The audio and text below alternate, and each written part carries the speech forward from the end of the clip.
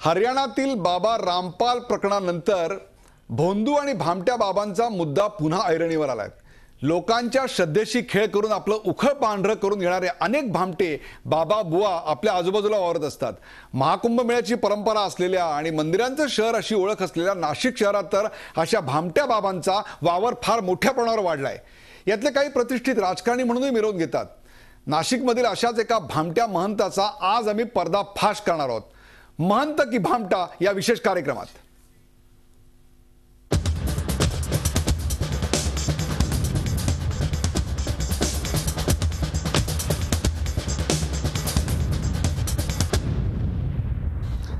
हरियाणातल्या बाबा रामपालचे अनेक कारनामे आपण पाहिलेत। आता नाशिकमध्ये असा बाबा लोकांना गंडा घालतोय। आपण महंत असल्याचं खोटं सांगून हा बाबा भाविकांना फसवत असल्याचं आमच्या समोर आलंय।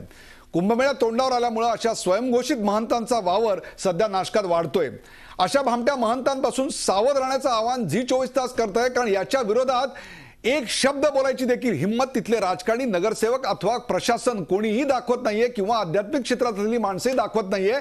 त्याकरताच त्याचा पर्दाफाश करणारा हा एक रिपोर्ट। भाविक असल्याची बतावणी, तुमच्या श्रद्धेचा घेतला जातोय गैरफायदा। स्वतःला महंत म्हणवणारे हे आहेत नाशिकच्या काळाराम मंदिराचे पुजारी सुधीरदास। काळाराम मंदिराचे सर्वेसर्वा असल्याच्या थाटात या सुधीरदासांचं महंतपद कधीच काढून घेण्यात आलंय। हा पहा त्याचा पुरावा।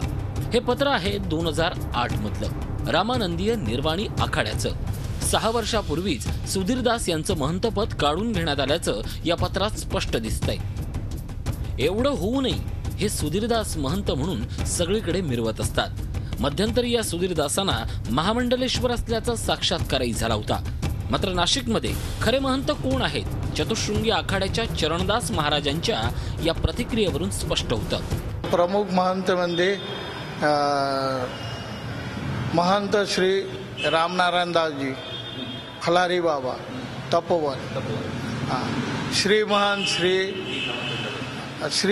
श्री रामस्नेहीदासजी महाराज तपोवन आणि लक्ष्मीनारायण मंदिर, बड़ा लक्ष्मीनारायण मंदिर, श्रीमहंत श्री रामकिशोरदासजी आणि दिगंबर आखाडा तपोवन, तसं भरपूर महंत आहे, म्हणजे हे प्रमुख आहे। सुधीरदासांच्या या पदलोलुपतेमुळे अयोध्येतल्या वैष्णव समाजातही संतप्त प्रतिक्रिया उमटतायत। महंत पद हे फक्त हे आमचे जे 13 आखाड्यामध्ये दिलं जातं आणि पूर्वी ह्या आखाड्यांच्या जमात राहायच्या, त्यांचं काही एक मंडळी राहायची विशिष्ट आणि ते भारत भ्रमण पैदल यात्रा करायचे आणि पूर्वीच्या काळी वाहन वगैरे साधनही नव्हते, तर त्याच्यामध्ये ते एक व्यवस्थेसाठी एक त्यांचे काही गट प्रमुख अमुक त्यांना महंत म्हणायचे। तसं मग बाकी इतर महंतांना काही महत्त्व नाही आहे। आपले गुरु असणाऱ्या ज्ञानदास महाराजांना या सुधीरदासांनी अयोध्येत चक्क पिस्तुलाचा धाक दाखवल्याची ही चर्चा आहे। मात्र इतकं होऊनही आपलं महंतपद सोडायला सुधीरदास मात्र तयार नाहीयेत। किती सरकारी कारण सुधीरदास देत आहेत पहा। नाही, अजून मला काही त्या संदर्भाचे हे नाही, अधिकृत वादविवाद किंवा अन्य काही विषय होतात हे चालू असतात, पण असं अजून माझ्याकडे तर काही इंटिमेशन नाही आहे। कारण तिकडची जी माहिती आहे की तुमचं जे पद होतं ते आता काढण्यात आलेलं आहे अशी माहिती मिळते आहे। नाही, अजून काही मला त्या संदर्भाचा अधिकृत कुठल्याही आखाड्याकडनं किंवा याच्याकडनं काही समजलेलं नाही। नाशिकमध्ये कुंभमेळा तोंडावर आल्यानं सुधीरदासांसारखे भामटे आता आपलं उखळ पांढरं करण्यासाठी वखवकले आहेत। मात्र भाविकांच्या भक्तीचा बाजार मांडणाऱ्या अशा बोगस महंतांना आता भाविकांनीच त्यांची जागा दाखवून देण्याची वेळ आली आहे। योगेश खरे, झी मीडिया, नाशिक। महंत की भामटा या विषयावर आपण आज एक खास कार्यक्रम मी करतोय आणि तो अशा करता करतोय की नाशिकला कुंभमेळा भरतोय आणि त्या कुंभमेळ्यामध्ये स्वतःच्या आध्यात्मिक दादागिरीचा टेंभा मिरवणारा हा महंत आहे की भामटा आहे याचा खुलासा आज मी तुमच्या समोर करणार आहे। त्याकरता मी खास आमंत्रित केलंय सुशील पुजारी हे काळाराम मंदिराचे प्रसिद्ध प्रख्यात अशा काळाराम मंदिराचे, ज्याला एक पावित्र्याचं स्थान आहे, अशा काळाराम मंदिराचे माजी विश्वस्त आहेत सुशील पुजारी, आपलं या कार्यक्रमात स्वागत. आपल्याबरोबर आहेत योगेश खरे झी मीडियाचे प्रतिनिधी, ज्यांनी ह्या सगळा पर्दाफाश करण्याकरता जीवावर उदारून, मला कल्पना आहे योगेश तुम्ही काय काम केलेत, कारण महंत सुधीरदास यांच्या विरुद्ध ब्र काढण्याची सुद्धा ज्या गावात आता परिस्थिती नाही आहे त्या गावात आपण हे काम करताय याचा उल्लेख मला केलाच पाहिजे. आणि काही प्रश्न आपण महंत उदयगिरी शंभू पंचायती अटल आखाडाच्या महंत उदयगिरी यांना विचारले, तेही या कार्यक्रमात आपल्याबरोबर असणार आहेत. पहिला प्रश्न अर्थात महंत उदयगिरी यांना आपण विचारतोय. महंत उदयगिरी, तुम्ही मला सांगा, मला यातलं फारसं कळत नाही, आमच्या प्रेक्षकांनाही फारसं कळत नाही, महंत म्हणजे नेमकं काय, त्याची व्याख्या काय? महंत माने महान आत्मा होना, और जैसे हमारा अखाड़ा होते हैं तो हमारा जैसे 13 अखाड़ा है, जिससे अखाड़ा परिषद बनता है, या अखाड़ा 13 अखाड़ा ही को मान्य मिलता है कुंभ मेला में या कहीं भी शासन प्रशासन जहाँ भी जाए, तो महंत का एक नियुक्ति होता है, चुनाव होता है.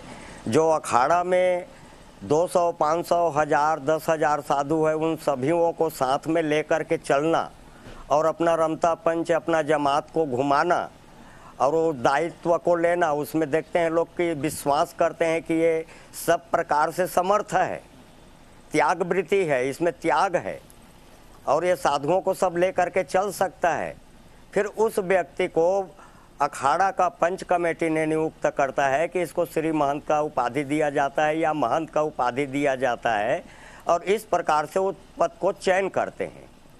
आज तो कोई भी अपने आप को महंत बोल रहे हैं, अपने आप को शंकराचार्य बोल रहे हैं, जिसका ऊपर क्या है कि अखाड़ा वाले लोग केवल कुंभ के टाइम में थोड़ा बहुत हल्ला करते हैं कि ये शंकराचार्य नहीं है, डुप्लीकेट है, बनावटी है, कि ये सही महंत नहीं है.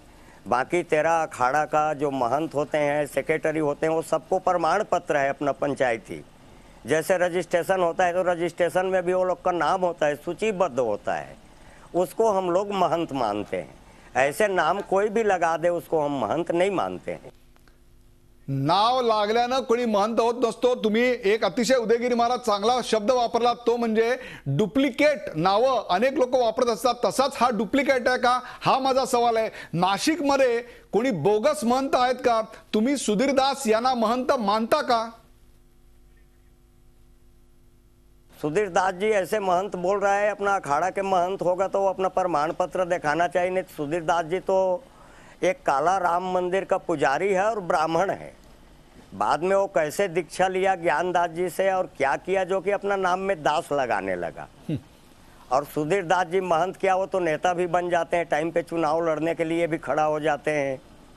तो सुधीरदास जी को हमारा नज़र से महंत मान्यता नहीं है, न वो महंत है. कारण कि उज्जैन के कुंभ में जब ज्ञानदास जी ने उसको 2004 में अखाड़ा का बैठक में लेकर के आया, अखाड़ा परिषद का निरंजनी अखाड़ा में, तो हम लोग भाई उसको महंत नहीं मानते, या 5-10 आप प्रतिनिधि लेके आएगा उसको हम लोग कुछ नहीं मानते. सिर्फ केवल एक अखाड़ा से 2 प्रतिनिधि आएगा बोल करके उस टाइम हम लोग सुधीरदास जी को वहाँ से निकाल दिए थे, ज्ञानदास जी को हटा दिए थे. तो इसलिए हम लोग उसको महंत नहीं मानते. वो सुधीरदास जी है, वो एक काला राम मंदिर का पुजारी है.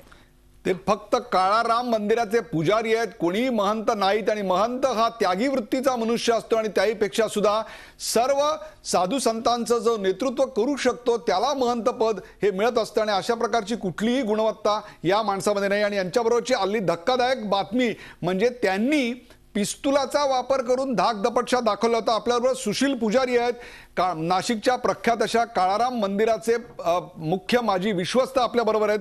सुशील पुजारी, ही गोष्ट खरी आहे का की पिस्तूल का बरं बाळगायला लागतं एका महंत झालेल्या माणसाला, एका साधू संत झालेल्या माणसाला जीवाची एवढी भीती का बरं वाटावी, काय सांगाल आपण?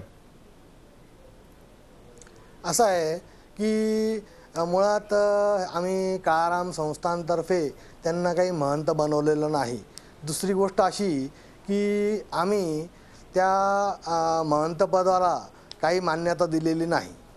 आणि सुधीर पुजारी आमचा मोठा भाऊ आहे आणि त्यांनी ते महंत पदवी एक काळाराम संस्थानचे मुख्य पुजारी म्हणून त्यांनी त्या आखाड्याला भासून दिलं आणि त्याच्या अनुषंगाने महंत पदवी घेतली गेली. फक्त काळाराम मंदिराचं नाव त्यांनी उपयोगात आणून आपला स्वार्थ साधलेला आहे. त्यामुळे त्यांनी हे महंत पदवी घेऊन त्याचा फार गैरउपयोग केलेला आहे. आणि आता राहिलं ते पिस्तूलचं, तर पिस्तूलचं असं आहे की त्यांना कोणी दिली हेच मुळात आम्हाला माहीत नाही. पिस्तूल त्यांच्याकडे कशी आली आहे किंवा त्यांनी घेतलेली आहे का ते आम्हाला माहीत नाही. त्यामुळे मी त्याच्यावर काही भाष्य करणं योग्य दिसत नाही मला.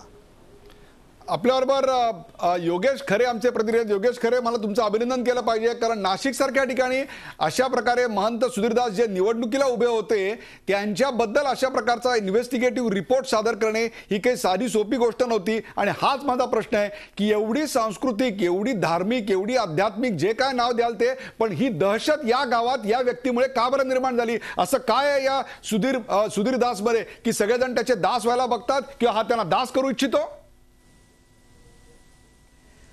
खरं म्हणजे सुधीरदास हे व्यक्तिमत्वाभोवती एक जसं संन्याशांचं वलय आहे किंवा एक वैराग्य लोकांचं वलय आहे, एका संतांचं वलय आहे, तसंच त्याच्यासोबत एक राजकीय वलय सुद्धा आहे. ते त्यांनी त्यांच्या एकूणच प्रचारातून किंवा वेगवेगळ्या बैठकातून, वेगवेगळ्या कार्यक्रमातून ते सिद्ध केलेलं आहे. त्यांनी बसपामधून प्रवेश मिळवून त्यांनी खासदारकीसाठी निवडणूक या ठिकाणी लढवलेली होती.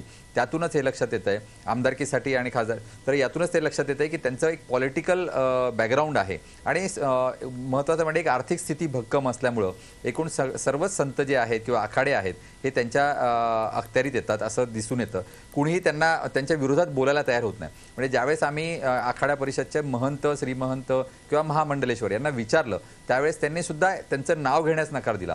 मात्र ऑफ द रेकॉर्ड त्यांनी हे महंत नसल्याचं स्पष्ट म्हटलं. त्यामुळे एकूणच एक अनामिक अशी दहशत जी आहे ती यांची आपल्याला या ठिकाणी याच अनामिक दहशतीचा विरोधात योगेश खरे, याच अनामिक दहशतीचा आपल्याला पर्दाफाश करायचा आहे. कारण येऊ घातलेल्या कुंभमेळ्यामध्ये जर अशा प्रकारचे मोकाट सुटलेले महंत, जे महंत नाहीत, ते जर समोर आले तर ते समाजामध्ये कोणत्या प्रकारचा सांस्कृतिक दहशतवाद पसरवू शकतात याची कल्पनाच केली बरी. वेळ झाली आहे का ब्रेकची. ब्रेक नंतर महंत उदयगिरी यांना मी अत्यंत महत्त्वाचे काही प्रश्न विचारणार आहे. याच संदर्भात कुठे जाऊ नका, पाहत राहा झी 24 तास. आपण पाहताय महंत की भामटा.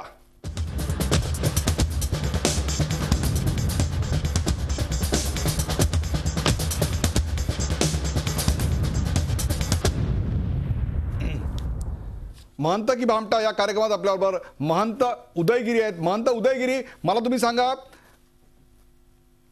आपल्या पदाचा दुरुपयोग केला जातोय का? आणि त्याहीपेक्षा सुद्धा बोगस कुंभमेळ्यात अशा बोगस महंतांवर कारवाई करण्याची आपण मागणी करणार आहात का? हा एक बिझनेस झालाय, काय वाटतं आपल्याला? जरूर हर कुंभ में होता है, वो तो अखाड़ा परिषद चाहे तो मांग कर सकता है, मगर हम व्यक्तिगत मांग नहीं करेंगे. कारण कि व्यक्तिगत का आजकल आवाज़ कोई सुनते नहीं है, मानते नहीं है. एक संगठन बना करके उसको क्या करते हैं, विरुद्ध करते हैं कि हमारा विरुद्ध बोल रहा है. इतना है कि जो सच है उसको हम बोलता ही रहेंगे कि जो महंत है वो महंत है, जो महंत नहीं है वो अपना एक बनावाबाजी करके लोगों को दिशा भ्रम करके अपना एक जीविका का व्यवसाय बना रहे हैं, अपना मठ चलाने का एक रास्ता बना रहे हैं. दिशा भ्रम केला जातोय अशी स्पष्ट आता उदयगिरी महाराज यांनी आपल्याकडे मत व्यक्त केले. आपल्याबरोबर सुशील पुजारी आहेत, माजी विश्वस्त काळाराम मंदिराचे. सुशील पुजारी, एखाद्या आखाड्याकडे किंवा अशा महंताकडे इतक्या प्रचंड मोठ्या प्रमाणात आर्थिक सत्ता कुठून येते की ज्याच्या ताकदीवर ते निवडणुका लढवू शकतात किंवा आणखीन अनेक गोष्टी करू शकतात? असं आहे की ह्या गोष्टीला मी एक असं सांगू इच्छितो की यांनी, सुधीर पुजारींनी काळाराम मंदिराच्या नावाचा आधार घेऊन ह्या पद्धतीत सर्व त्यांचं जाळं पेरलेलं आहे. आणि त्याच्याप्रमाणे ते तिथे सगळं लोकांमध्ये, भाविकांमध्ये असं दाखवता की मी काळाराम संस्थानचा मुख्य पुजारी आहे. पण तसं नसून आम्ही सर्व पुजारी समान अधिकारी आहोत. आम्हाला सर्वांना एकच अधिकार आहे. कोणी आमच्या घरात किंवा काळाराम संस्थानमध्ये कोणी मुख्य पुजारी नसून सर्व समान आहेत. त्यामुळे आम्ही ह्या गोष्टी सगळ्या एवढ्या मनावर घेतल्या नव्हत्या.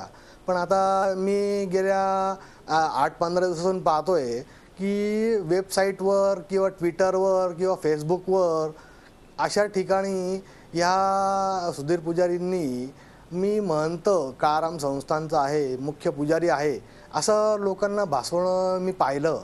त्यामुळे मला आता तुम्हाला सांगावंसं वाटतंय की बा आम्ही सर्व समान आहोत. कोणी आमच्या मंदिरात मुख्य पुजारी नसून सर्व समान पुजारी आहेत. कोणी मुख्य पुजारी नाही, सर्वजण समान आहेत आणि त्याहीपेक्षा सुद्धा ते महंत अजिबात नाहीत अशा स्वरूपाचं आता मत व्यक्त केलं आहे. शेवटचा प्रश्न घेऊन जातो मी योगेश खरे यांच्याकडे, ज्यांनी अक्षरशः जीवावर उदार होऊन अशा प्रकारचा एक इन्व्हेस्टिगेटिव्ह रिपोर्ट सादर केला. अशा प्रकारचा रिपोर्ट नाशिकमध्ये आणि तोही अशा महंताच्या विरोधात करणं, याला एक धैर्य लागतं, धाडस लागतं. योगेश खरे, हा धार्मिक दहशतवाद आपण थांबवणार कसा आणि त्याहीपेक्षा सुद्धा येत्या कुंभमेळ्यामध्ये अशाच प्रकारची महंतगिरी चालू राहिली तर याचे काय दुष्परिणाम, त्याचे काय धोके आपल्याला दिसत आहेत समोर? खरं म्हणजे कुंभमेळ्यामध्ये आखाडा परिषदेमध्ये या विषयावर नेहमीच चर्चा होते, मात्र ठोस असा काही निर्णय होत नाही. कारण की कुठेही असे कायदे कानून जे आहेत धार्मिक परिषदेचे असे लिहून ठेवलेले नाहीत आणि त्यामुळे कारवाई करण्यासाठीची कुठलीही यंत्रणा आखाडा परिषदेकडे नाही. पण मात्र ज्या ठिकाणी कुंभ होतो त्या ठिकाणी जे तयारी करण्यासाठी जी काही या ठिकाणी स्थानिक साधूंना एकत्र केले जातं, आखाडा परिषदेचे सदस्य घेतले जातात, त्यामध्ये महंतांना घेऊ नये आणि महंत सुधीरदास हे महंत नाहीत असं लेटर जे आहे ते आखाडा परिषदेने जिल्हा प्रशासनाकडे यावेळेस दिलेलं आहे, जे मागच्या वेळेस झालेलं नव्हतं. त्यामुळे यावेळेस महंत सुधीरदासांना कुंभमध्ये प्रशासनिक पातळीवर प्रवेश मिळणार नाही असं दिसून येत आहे. मात्र आखाडा परिषदेच्या माध्यमातून आता सर्वच 13 आखाड्यांनी याबाबत कठोर निर्णय करणे गरजेचं आहे. फक्त महंतच नाही, महामंडलेश्वर, श्री महामंडलेश्वर, 1008 महामंडलेश्वर, श्री महंत, अशा अनेक बोगस पदव्या अगदी शंकराचार्यासहित सध्या विकल्या जात आहेत आणि याच्यावर निर्बंध आणणं गरजेचं आहे. महंतांपासून तर या सर्व पदांचं यांना सगळ्यांना निष्कासित करणं गरजेचं आहे, जेणेकरून भक्तांची फसवणूक होणार नाही आणि येत्या कुंभमेळ्याच्या आधीच हे होणं आता नक्कीच गरजेचं आहे. योगेश खरे, पुन्हा एकदा तुमचं अशा प्रकारच्या इन्व्हेस्टिगेटिव्ह रिपोर्टबद्दल मी अभिनंदन करतो. परंतु महामंडलेश्वर असेल, महंत पदवी असेल किंवा काळाराम मंदिराचं पुजारीपद असेल, याच्या आडून जर कोणी एक आर्थिक सत्ता निर्माण करून आपल्या धार्मिक दहशतवादाद्वारे आपले राजकीय हेतू सादर करायचा प्रयत्न करत असेल तर येत्या कुंभमेळ्यामध्ये त्यांच्या नावानं स्नान करण्याची गरज आहे. अशा प्रकारची आता परिस्थिती नाशकामध्ये आहे. अशा प्रकारच्या भामट्यांपासून सावध राहावं एवढ्याकरता हा आम्ही इन्व्हेस्टिगेटिव्ह रिपोर्ट आपल्यासमोर सादर केला. यावर त्यांचं जे काय म्हणणं आहे ते देखील आम्ही लावू. परंतु आजच्या घडीला एवढं मात्र नक्की उदयगिरी दास महाराज यांनी सांगितलं, जो त्याग करतो आणि जो नेतृत्व करू शकतो अशा माणसाला या पदावर नेमलं जातं. यातला कुठलाही गुण या व्यक्तीमध्ये आत्ता तरी निश्चित नाही अशी स्पष्ट कल्पना आता आपल्याला सुशील पुजारी यांच्या वक्तव्यामधूनच येते. अशा प्रकारचे इन्व्हेस्टिगेटिव्ह रिपोर्ट सादर केल्यानंतर नाशिककर जागे होतील, आखाडा परिषद जागे होईल, प्रशासन जागे होईल आणि सर्वसामान्य भाविक जागे होतील. हाच या कार्यक्रमाचा हेतू होता. या कार्यक्रमात सहभागी झाल्याबद्दल योगेश खरे, सुशील पुजारी आणि महंत उदयगिरी यांचे विशेष आभार. रोखठोकसाठी भेटूया एका ब्रेक नंतर. कुठे जाऊ नका, पाहत राहा झी24 तास, रहा एक पाऊल पुढे. झी24 तास, रहा एक पाऊल पुढे.